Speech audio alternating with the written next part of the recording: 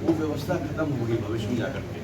जैसा technical university अलग है, मेडिकल यूनिवर्सिटी अलग है, एग्रीकल्चर यूनिवर्सिटी अलग है, रूरल यूनिवर्सिटी अलग है, उर्दू यूनिवर्सिटी अलग है, म्यूजिक यूनिवर्सिटी अलग है, इंटरडिसिप्लिनरी शुरू हुआ वो भी फेल हो रहा है। इंटरडिसिप्लिनरी ही होनी चाहिए कायदे से, फेल नहीं होना चाहिए, उसको तो बढ़ाना चाहिए। और हम लोग गांव में स्टडी किए, मतलब मेरा अपना है, पूर्वांचल में ग्रेड जो समिति बनी थी करने में, उसमें मैं सदस्य रहा यूनिवर्सिटी के नाम पे ना कि एक्स ऑफिसियो। आज जो जिस कार्यक्रम में मैं शामिल हो रहा हूँ, inter university centre for teacher education, उसको आगे बढ़ाने में, क्योंकि यूजीसी का ही वो इंटर यूनिवर्सिटी सेंटर है, तो उसको उसकी गवर्निंग काउंसिल का मैं प्रेसिडेंट रहा। उस नाते उसकी गतिविधियों को शेप देने में, उसका विजन डॉक्यूमेंट डेवलप कराने में, उसका इंफ्रास्ट्रक्चर डेवलप करने में वो एक भूमिका रही। तो गवर्नमेंट से संबंधित कोर्स है वो केवल एग्रीकल्चर यूनिवर्सिटीज़ में ना पढ़ाया जाए, वो सभी जगह पढ़ाया जाए। सर ये तो सब्जेक्ट स्कूल सब्जेक्ट में होना चाहिए, है स्कूल के सब्जेक्ट कोर्स में होना चाहिए। हाँ, सभी को होना चाहिए। मतलब यह है कि पूरा का पूरा जो है तो कृषि और ग्रामीण विकास से संबंधित जो पाठ्यक्रम है वो अब सभी विश्वविद्यालयों में पढ़ाया जाए। और आगे चल के, क्योंकि राष्ट्रीय शिक्षा नीति में तो बात की गई है उसकी मेरू की multi disciplinary education research university, तो आगे चल के जो इस तरह की यूनिवर्सिटी। मुझे कहा कि भाई, अब मैं मूलतः एटा का रहने वाला हूँ, उत्तर प्रदेश का ही जन्मा हूँ मैं, लेकिन मैं बाहर ज़्यादा रहा और सेंट्रल गवर्नमेंट की मेरी सर्विस रही, और फिर यहाँ भी BHU में भी केंद्रीय विश्वविद्यालय में रहा। तो राज्य का है सच मैंने कार्य उस तरह से कभी दायित्व का निर्वहन नहीं किया।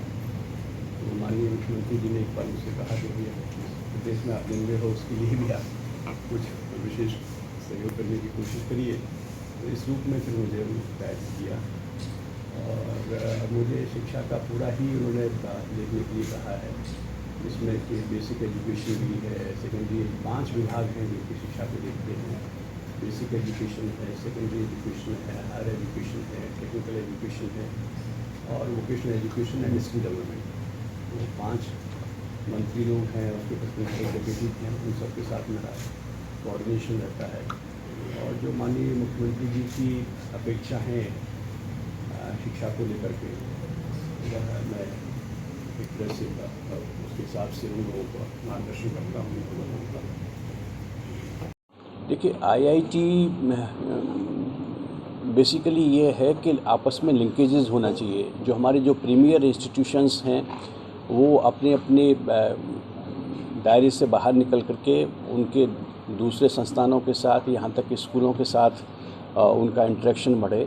माननीय मुख्यमंत्री जी की ये भी सोच है कि जो हमारी रिसर्च लेबोरेटरीज़ हैं, दूसरी जो हमारे शोध की संस्थाएं हैं, उनका विश्वविद्यालयों के साथ और महाविद्यालयों के साथ आपस में लिंकेज होना चाहिए। हायर एजुकेशन इंस्टीट्यूशंस का स्कूल्स के साथ लिंकेजेस होने चाहिए, और जो हमारे इंजीनियरिंग कॉलेज हैं उनका ITI और पॉलिटेक्निक के साथ में होना चाहिए। कुल मिलाकर के सभी संस्थाएं प्रादेशिक और सामाजिक आवश्यकताओं को समझते हुए, सामाजिक सरोकार रखते हुए आगे की पूरा विकास की यात्रा तय करें, ये कोशिश की जा रही है। क्योंकि जहाँ मैं वर्तमान में हूँ उसकी थोड़ी सी चर्चा करते हुए सरकारी राष्ट्रीय परिप्रेक्ष्य की मैं चर्चा करूँगा कि माननीय मुख्यमंत्री जी की शिक्षा को लेकर के बड़ी स्पष्ट सोच है, और वो सोच ये है कि शिक्षा एक माध्यम होना चाहिए व्यक्तित्व के सर्वांगीण विकास का, चरित्र निर्माण का, राष्ट्रभक्ति से ओतप्रोत जो है पीढ़ियों के निर्माण का, और लेकिन उसके साथ साथ उनका जो बहुत समय फोकस है वो है गुणवत्ता को लेकर, क्वालिटी ऑफ एजुकेशन को लेकर। और उसमें भी उनकी बड़ी स्पष्ट सोच ये है कि बेसिक एजुकेशन अच्छी होगी, फाउंडेशन मजबूत होगी, नींव अच्छी होगी तो आगे चीज़ें अच्छी होंगी। और इसलिए बेसिक एजुकेशन पर उनका विद्यालय शिक्षा पर काफ़ी जोर रहता है। और उनका ये भी मानना है, जो वैज्ञानिक दृष्टि से भी पूरा सही है, कि जो मस्तिष्क का विकास होता है वो बचपन में हो जाता है, और विद्यार्थी की जो क्षमताएँ हैं उस तरह से विकसित हो जाती हैं। और बहुत से जो बाल्यकाल में जो कैरेक्टर फॉर्मेशन है, जो वैल्यू सिस्टम है, जो पूरी की पूरी एक विद्यार्थियों की सोच विकसित होनी है भविष्य के लिए, वो कहीं ना कहीं बाल्यावस्था से उसके प्रति वो एक पूरा फाउंडेशन बन जाती है। 12 IAS जो रिटायर्ड हैं, जिसमें कि higher education government of India के हमारे फॉर्मर सेक्रेटरी भी शामिल हैं, श्री आर सुब्रमण्यम, महाराष्ट्र के चीफ सेक्रेटरी कुंटे साहब शामिल हैं। ऐसे करीब 12 जो है IAS लोगों ने मिलकर के एक संस्था क्रिस्प नाम से डेवलप की है, और वो जो है स्टेट्स को एक तरह से कंसल्टेंट के रूप में फ्री ऑफ चार्ज हेल्प कर रहे हैं, जिसमें कि है कि उत्तर प्रदेश में उस शिक्षा की गुणवत्ता में सुधार के लिए एक MOU उन्होंने साइन किया है। मैं भी उसमें सक्रिय रूप से सहभागिता कर रहा हूं, और हमारे national law university Ram Manohar Lohia university के former vice chancellor professor Balraj Chauhan उसके नोडल कोऑर्डिनेटर हैं प्रदेश के। तो आशा की जाती है कि कैपेसिटी बिल्डिंग जो टीचर्स की होगी, हमारे NAAC के एक्रेडिटेशन के लिए, NIRF रैंकिंग में सुधार के लिए, रिसर्च इकोसिस्टम को बढ़ाने के लिए ये संस्था सहयोग देगी। कहा जा रहा था कि प्राइमरी, सेकेंडरी, हायर और टेक्निकल चारों अब एक साथ मिलेंगे और अलग अलग तरीके की। हाँ, माननीय मुख्यमंत्री जी का ये विचार है, और मुझे भी उन्होंने यही जिम्मेदारी सौंपी है, क्योंकि राज्य के स्तर पर 5 विभाग अलग अलग हैं। बेसिक एजुकेशन अलग है, सेकेंडरी एजुकेशन अलग है, हायर एजुकेशन है, फिर उसके बाद टेक्निकल एजुकेशन है, और फिर vocational education and skill development है। तो 5 विभागों के सभी अधिकारी, प्रिंसिपल सेक्रेटरीज और दूसरे डायरेक्टर्स आपस में मिलकर के कार्य करें, और इसलिए एजुकेशन एंड स्किल डेवलपमेंट का as a sector for contributing in the development of the state, ये मिलकर के जो है एक पूरा स्टेटस पेपर और अप्रोच भविष्य के लिए बनाएं, पूरे रोड मैप तैयार करें। इसकी कोशिश की जा रही है, और यहाँ भी वाराणसी में भी मैंने कल 5 विभागों के अधिकारियों के साथ बैठक की, और उनसे अपेक्षा की है कि आपस में मिलकर के चीज़ों को आगे बढ़ाएं। एक चर्चा हो रही थी कि इंस्टीट्यूट ऑफ प्लानिंग मेकिंग में इससे देखा बहुत सारी बैठकें होती थी, लोगों से चर्चाएँ होती थी, तो किस तरह से वो डॉक्यूमेंट विकसित हुआ। तो जैसा आपको ज्ञात है कि राष्ट्रीय शिक्षा नीति की दृष्टि ये है, और माननीय प्रधानमंत्री के शब्दों में कहते हैं कि राष्ट्रीय शिक्षा नीति का प्रमुख उद्देश्य है कि अपने विद्यार्थियों को अपनी जड़ों से जुड़े रखते हुए हमें उन्हें वैश्विक नागरिक बनाना है। We have to develop our learners as global citizens, but they should remain connected to their roots. ये बहुत इम्पोर्टेंट है। अब इसमें कुछ लोगों को लगता है कि दोनों चीज़ें कैसे हो सकती हैं, कि हम अपनी जड़ों से भी जुड़े रहें, और उसके बाद हम जो है वैश्विक धरातल पर भी। कुछ लोग दूसरे शब्दों में कहते हैं कि हम ज़मीन पे भी चले और आसमान में उड़ें। दोनों चीज़ें कैसे हो सकती हैं? लेकिन दोनों चीज़ें हो सकती है इसलिए क्योंकि उसमें एक बड़ा सपना देखा गया है राष्ट्रीय शिक्षा नीति में, और वो ये है कि हमें भारत को ज्ञान की महाशक्ति बनाना है। We have to develop India as a knowledge super power. और उसके पीछे चिंतन, भारतीय चिंतन ये है कि ज्ञान के माध्यम से ही आप, अब वो समय चला गया जब अस्त्रों के माध्यम से, शस्त्रों के माध्यम से आप करते, लेकिन ज्ञान के माध्यम से आप विश्व में एक लीड नेशन बन सकते हैं। तो एक सक्षम, सशक्त नया भारत बनाते हुए हम वैश्विक स्तर पर भी एक नेतृत्व देने वाला देश बने, ये सपना उसमें देखा गया है राष्ट्रीय शिक्षा नीति। तो इस पर जी माननीय मुख्यमंत्री जी की ये बड़ी बृहद सोच है, और ये है कि जो हमारे इंटेलेक्चुअल्स हैं वो हमारे विश्वविद्यालयों में हैं, महाविद्यालयों में हैं, रिसर्च इंस्टीट्यूशंस हैं, इन सब का भी एक सोशल और स्टेट से कनेक्ट होना चाहिए, और जो स्टेट की विकास की जो कुछ भी पूरी की पूरी योजनाएं बन रही हैं, उसके प्लानिंग की स्टेज में भी उनका इन्वॉल्वमेंट होना चाहिए, योजनाओं के निर्माण में भी, और आगे चल कर के उन योजनाओं की इम्पैक्ट एनालिसिस में भी उनकी भूमिका रहे।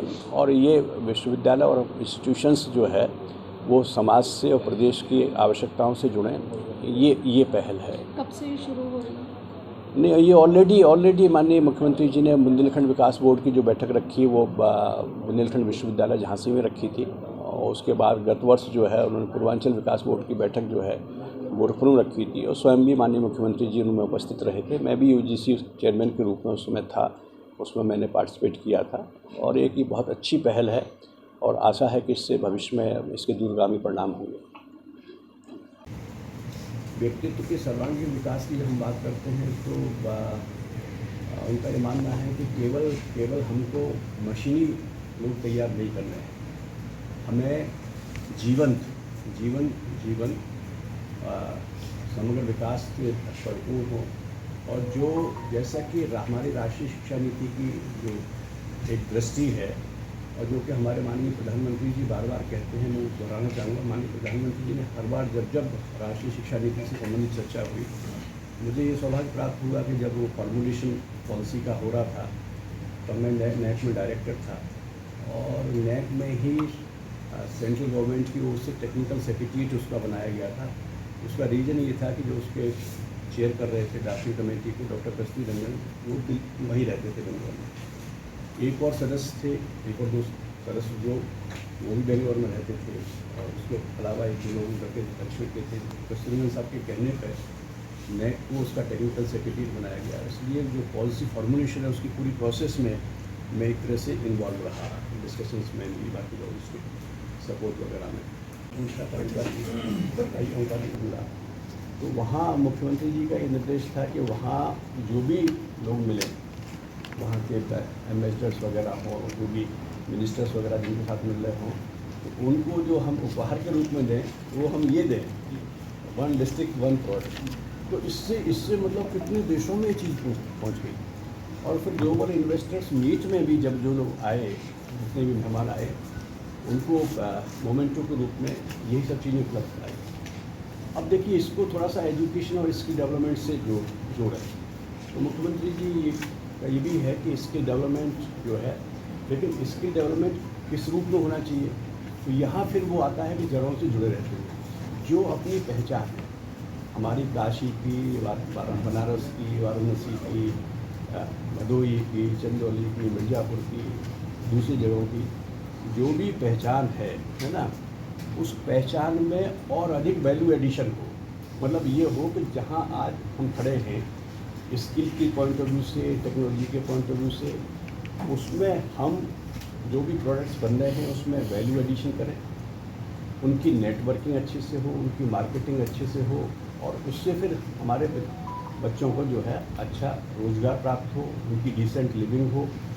तो कुल मिलाकर के ये है कि जो कुछ भी अभी जैसे फॉर एग्जाम्पल $1 ट्रिलियन इकोनॉमी का लक्ष्य रखा, अब GIS का जो हुआ है उसको देखने के बाद तो लग रहा है कि उसमें बहुत ही आशा की वृद्धि हो रही है। इतना तो किसी ने भी नहीं सोचा था, माननीय मुख्यमंत्री जी ने स्वयं भी नहीं सोचा था कि इतना ज़्यादा अच्छा रिस्पॉन्स होगा, जो रिस्पॉन्स मिला है। अब जैसे जैसे विकास होगा, जिन क्षेत्रों में विकास होगा, चाहे वो इंफ्रास्ट्रक्चर हो, चाहे वो प्राइमरी सेक्टर हो, चाहे सेकेंडरी सेक्टर हो, चाहे टर्शियरी सेक्टर हो, उन चीज़ों को करने वाले we will require those hands and those skills. तो कोशिश ये हो रही है कि जो विकास की गति होने वाली है और उसके माध्यम से जो प्रगति दिखने वाली है धरातल पर, उसके लिए हमें रिक्वायर्ड ह्यूमन रिसोर्स तो वो एजुकेशन और स्किल डेवलपमेंट के माध्यम से चाहिए। तो इसलिए एक चुनौती हमारी शिक्षण संस्थाओं के साथ और पूरी शिक्षा व्यवस्था के साथ है, जिसमें हम स्वयं भी शामिल हैं, कि हम पूरे प्रदेश में जगह जगह स्किल मैपिंग करें कि भाई आज की डेट में वहाँ कौन सी स्किल्स उपलब्ध हैं, भविष्य की संभावनाएं क्या हैं, चाहे वो इंडस्ट्री के क्षेत्र में हो, चाहे इंफ्रास्ट्रक्चर के क्षेत्र में हो, चाहे दूसरे क्षेत्रों में हो, सर्विस सेक्टर में हो। तो उन स्किल रिक्वायरमेंट्स को फुलफ़िल करने के लिए हमको स्किल डेवलपमेंट के संबंध कौन से पाठ्यक्रम चलाने चाहिए, वोकेशनल एजुकेशन से संबंधित कौन से चलाने चाहिए, टेक्निकल एजुकेशन से संबंधित कौन से कराने चाहिए। आपको याद होगा कि ITIs के भी मॉडर्नाइजेशन का बहुत बड़ा विषय राज्य सरकार के सामने है और उसमें उन्होंने PPP मोड को भी बढ़ावा दिया है, प्राइवेट पार्टनरशिप को और पब्लिक पार्टनरशिप को, जिसमें कि टाटा को ने इंगेज किया है अपने आप को। तो उसमें जो गवर्नमेंट ITIs हैं उनको मॉडर्नाइज कर रहे हैं। तो ये है कि जिस लेवल के स्किल रिक्वायरमेंट की और टेक्निकल नो हाउ की ज़रूरत है, यदि वो मान लीजिए ITI से फुलफिल होती है तो ITI को अच्छा करके ITI के माध्यम से वो हमारी जो